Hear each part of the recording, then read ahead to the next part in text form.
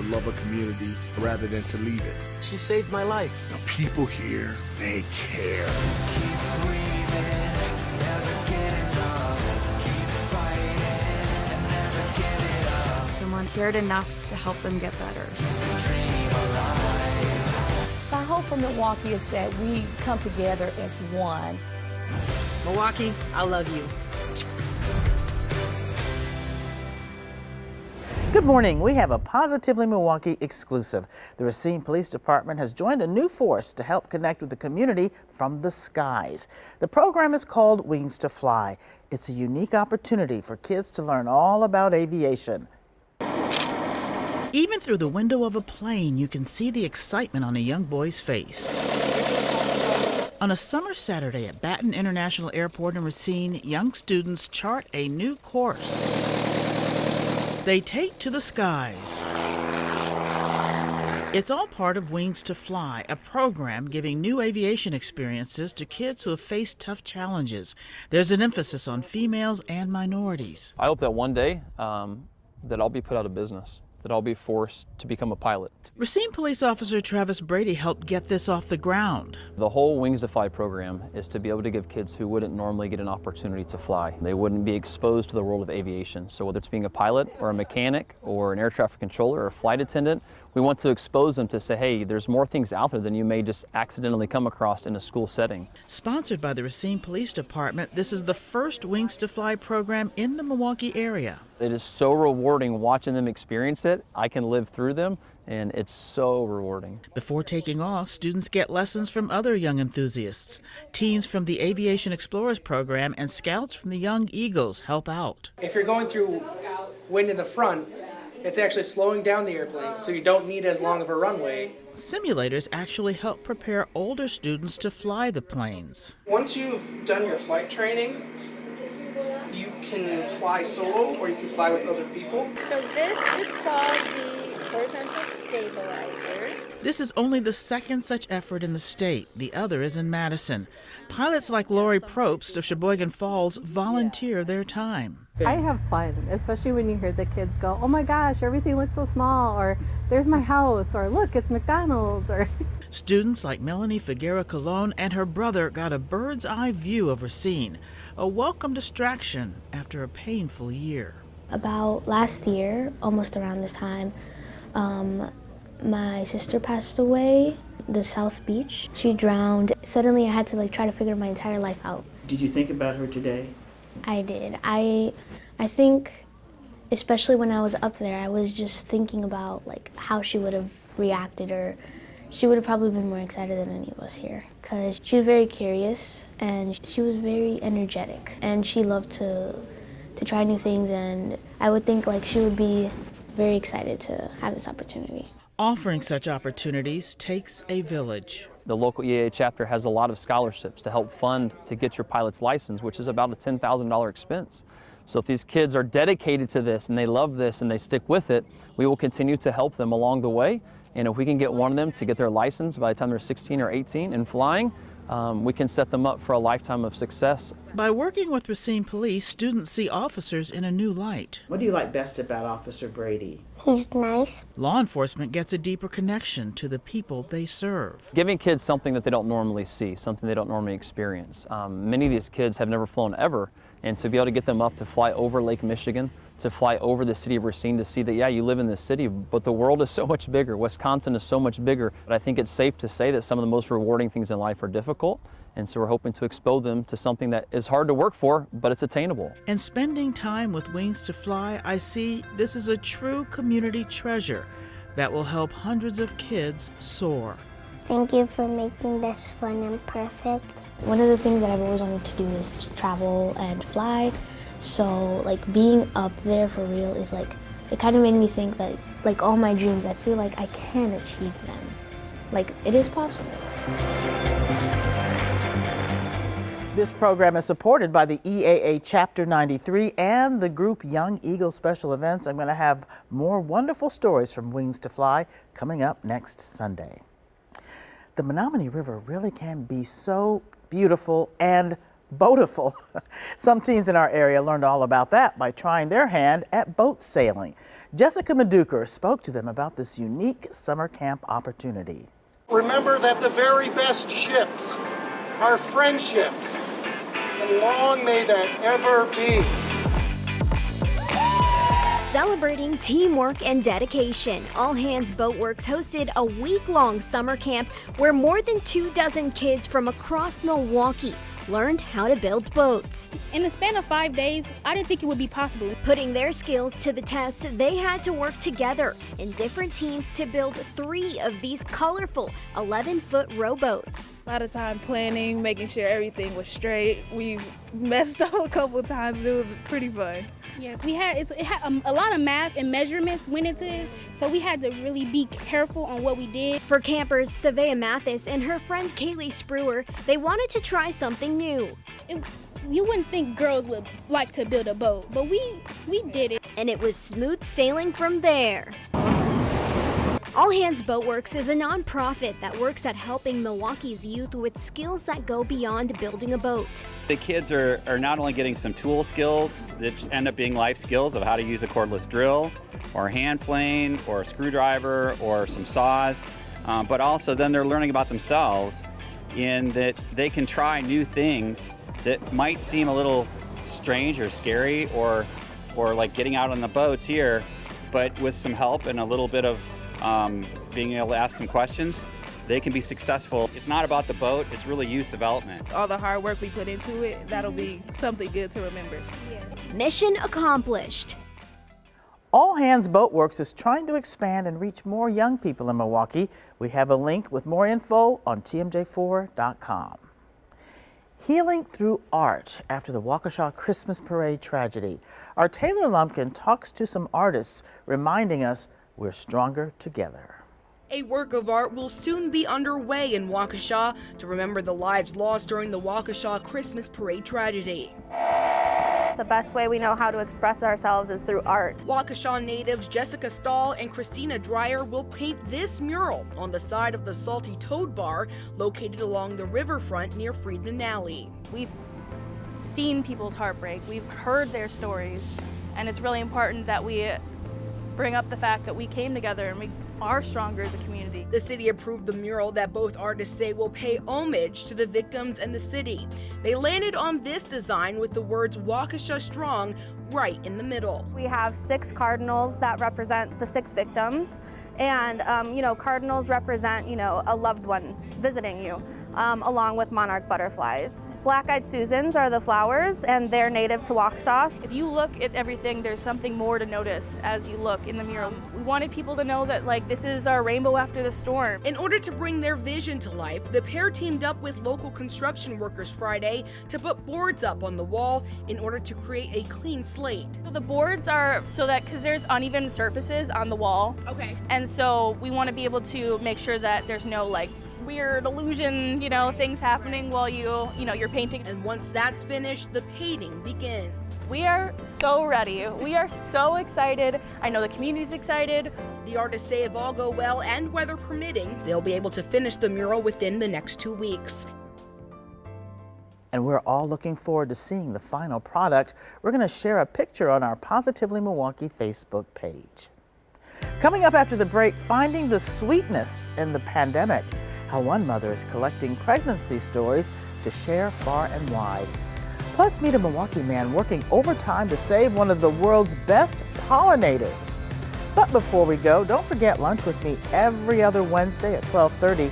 Recently, I had the chance to talk to Dr. Eve Hall, President and CEO of the Milwaukee Urban League. The goal of the Urban League is to help people become more self-reliant and improve the quality of life. Every week, I talk to somebody who is doing good in the community, somebody who inspires, and is truly positively Milwaukee, someone like Dr. Hall. Join us every other Wednesday, or just leave us a comment or questions, and you can see it posted on our Facebook group page. We'd love to hear from you.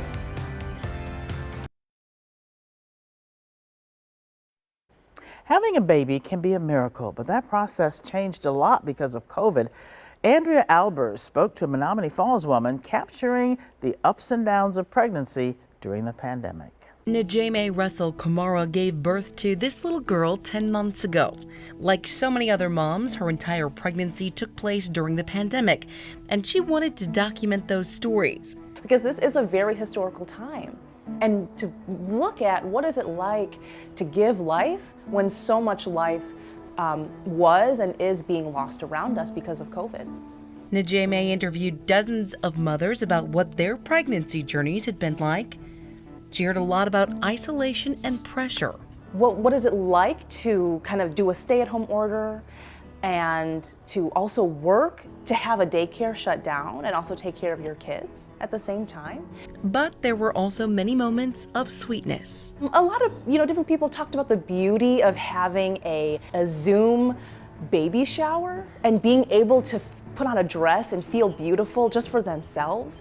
Najeme and her husband took those interviews and compiled them into written and recorded stories for people all over the country to learn from. She says stories like these provide context for a sea of statistics. We need empathy right now. And it's not just moms learning from the Pandemic Pregnancy Project. Najeme's husband, Ian, says isolation during COVID is tough on dads, too. It's harder to lean on resources and get support and mentorship in that way. He says it takes a village, and in a small way, these interviews helped provide it. Hearing what some of these spouses are doing helps me understand how I can be better too. And that was what was missing, right? Is I didn't have that mentorship. Whatever people take away from the Pandemic Pregnancy Project, Najeme says she was just happy to give these mothers an opportunity to speak. They said to me, I've been looking forward to this all day. I think the ability to share your story, it's rewarding, it's cathartic for you as an individual, but also knowing that someone else could learn from your story also is a beautiful release. Njeme has also added a blog to her website so people can add to their pregnancy stories. We'll have a link for you on our website, tmj4.com. Most of the fruits and veggies you eat are possible because of bees. Cassandra McShepard talked to a bee-evangelist about how to protect this hard-working species. Worldwide, there are over 20,000 species of bees, not wasps, not hornets, just bees. I didn't know there were so many different I guess I've heard, of course, of a honeybee and a bumblebee, right. But that's not even the beginning. No, only one is the honeybee. All the others are bumblebees or mason bees or carpenter bees or orchard bees or sweat bees. All different sizes, all different shapes, and all of them with important essential roles in keeping nature vibrant and abundant. The honeybee colony, it's a force of as many as 50,000 bees and one queen in a box. It's changing the property of nature's nectar into this forever food of honey. And they're the only ones that do it. I see a bee, I don't know whether it's a bumble, a honey, a cutter, or whatever, and I just want to go, oh, get away from me, bee. How does it affect me? And why should I care about the bees? Because we need them to live.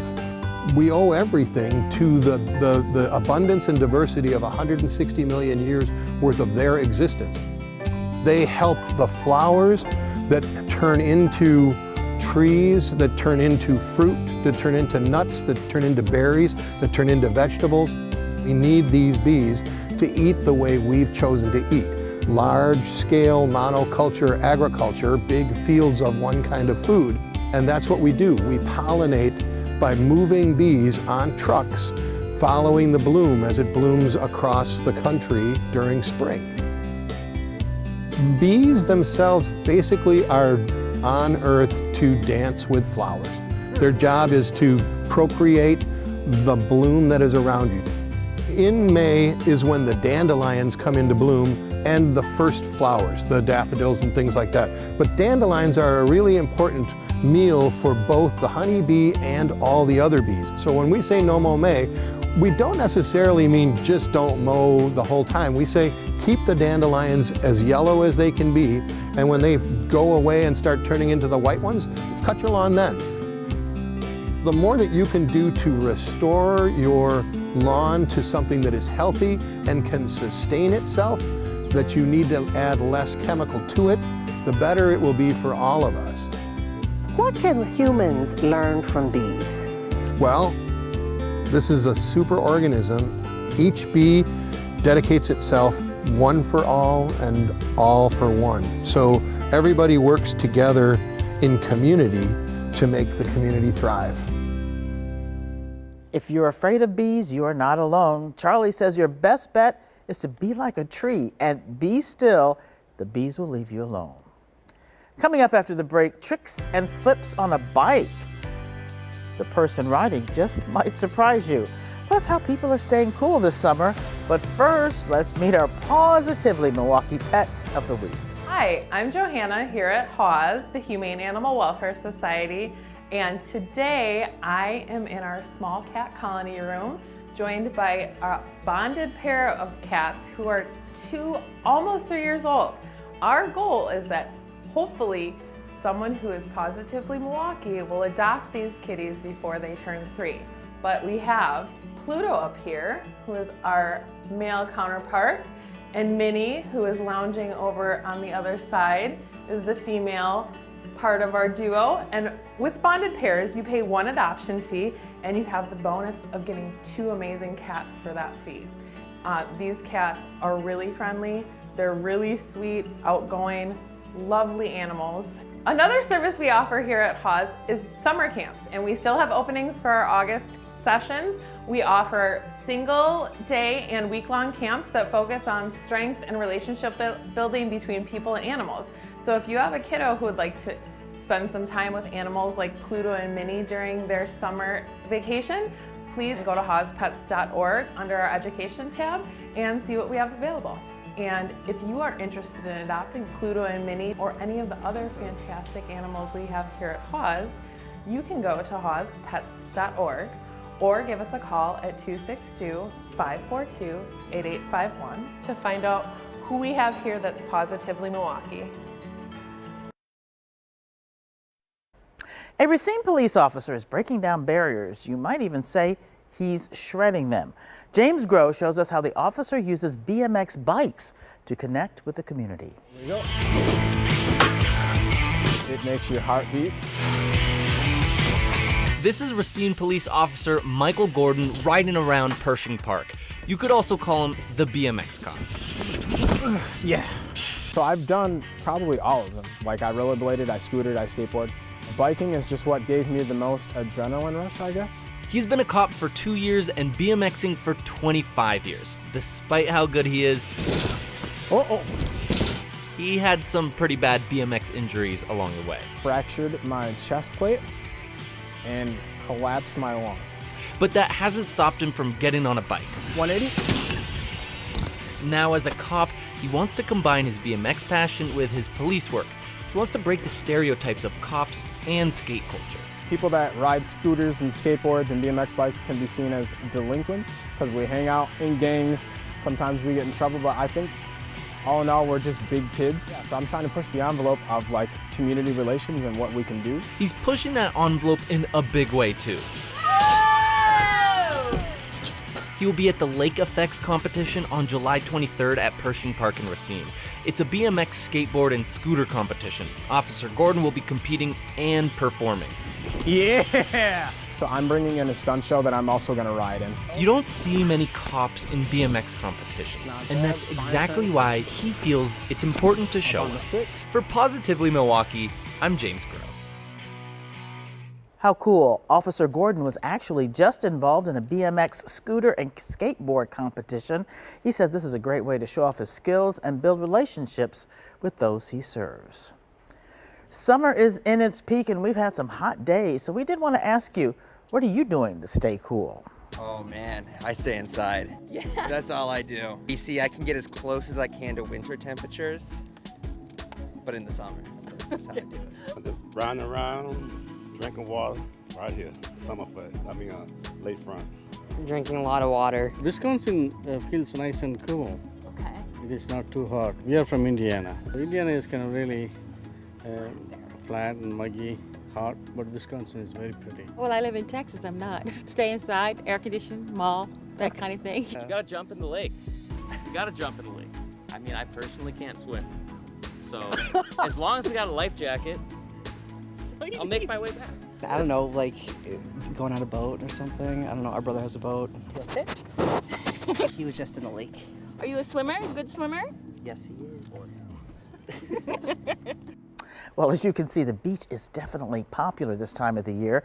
If you have a summer cool down idea to share or a question you want us to ask next week, reach out to us on our Positively Milwaukee Facebook page. We'd love to hear from you. And as you know, Milwaukee is so full of wonderful, impressive people. You are our first reason to smile this morning. We need your nominations for the Positively Milwaukee Awards. Last year, our Legacy Award went to a woman who left an imprint on all of southeastern Wisconsin before she passed on. Doris Kloth was a powerhouse advocate for the National Alliance on Mental Illness. She took up that mantle after her son Eric died by suicide. She saw how much meaning he got in his life from helping NAMI and educating people about mental illness. Instead of the tragedy weighing her down, it lifted her up. And we need your help in nominating the people in your life who deserve recognition. We have 6 categories for you to choose from. Just go to tmj4.com/awards or scan the QR code you see on your screen. I'll be back with my quote of the week.